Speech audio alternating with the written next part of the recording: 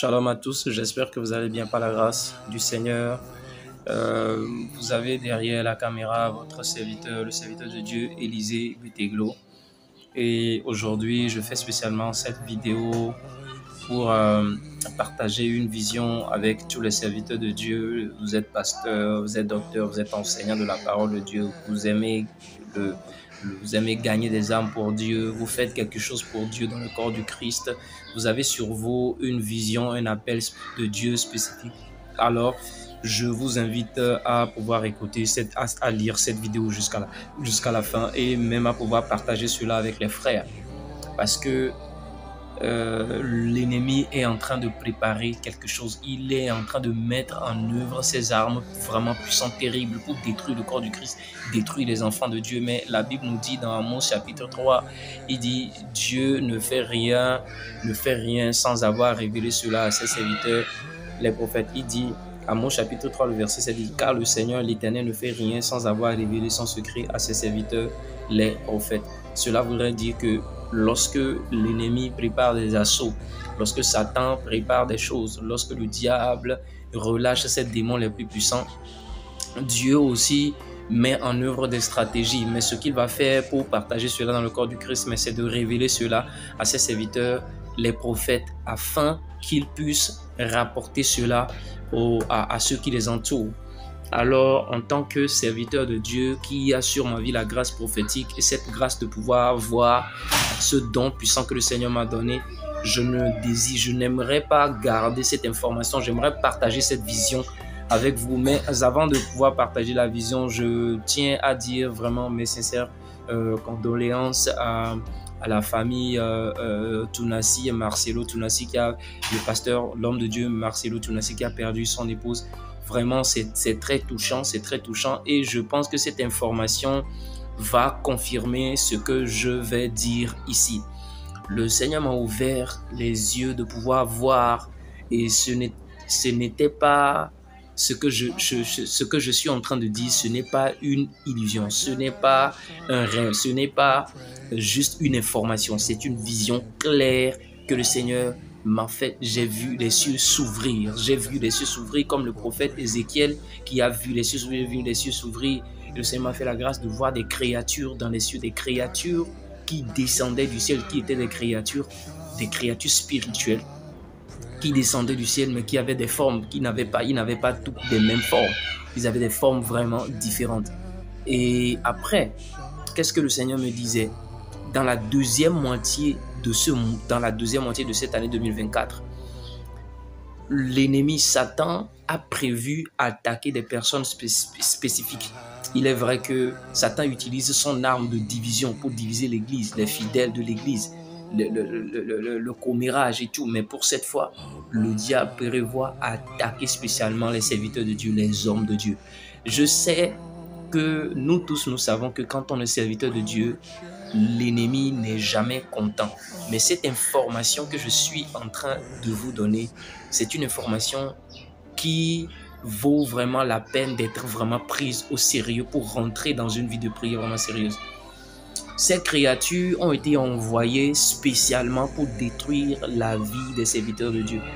Et certains peuvent même perdre la vie. Pourquoi? Parce que si la vie de prière n'est pas vraiment très forte, s'ils ne sont pas soutenus par notre équipe de prière, peut-être à l'église, vous êtes serviteur, vous êtes pasteur, je tiens vraiment à vous encourager à mettre en place des programmes de jeûne et de prière, encourager votre équipe de prière à vous soutenir dans la prière.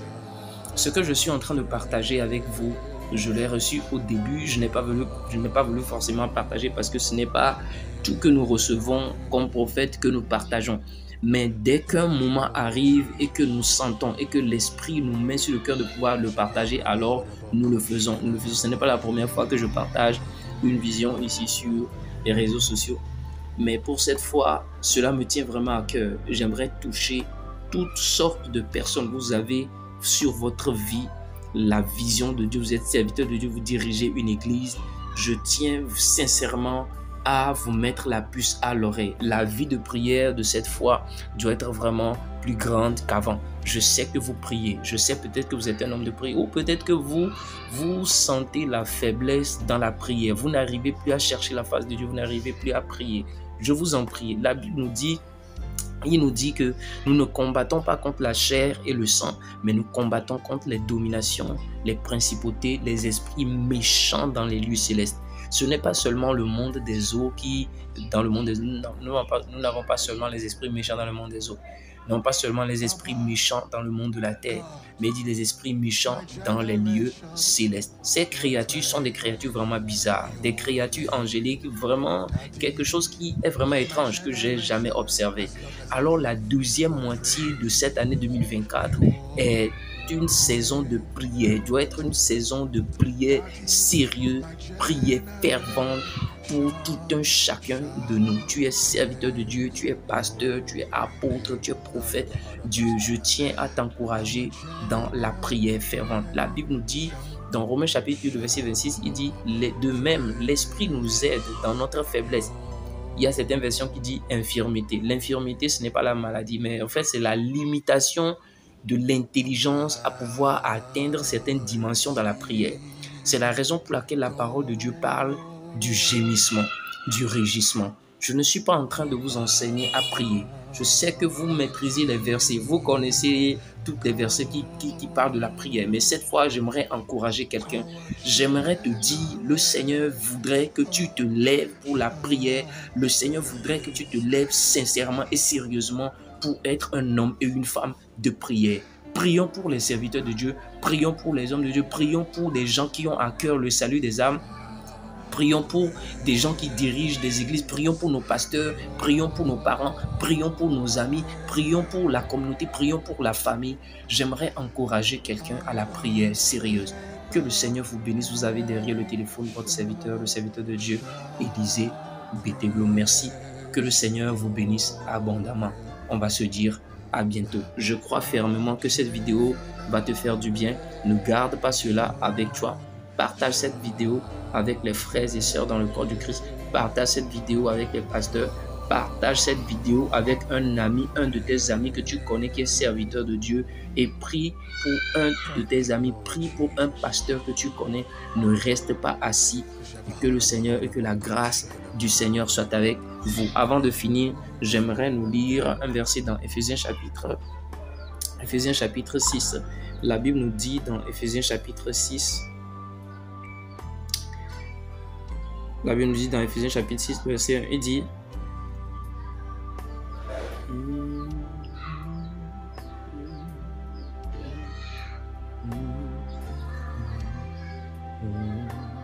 dit Éphésiens chapitre 6, le verset 10, il dit « Au reste, fortifiez-vous dans le Seigneur et par sa force toute puissante.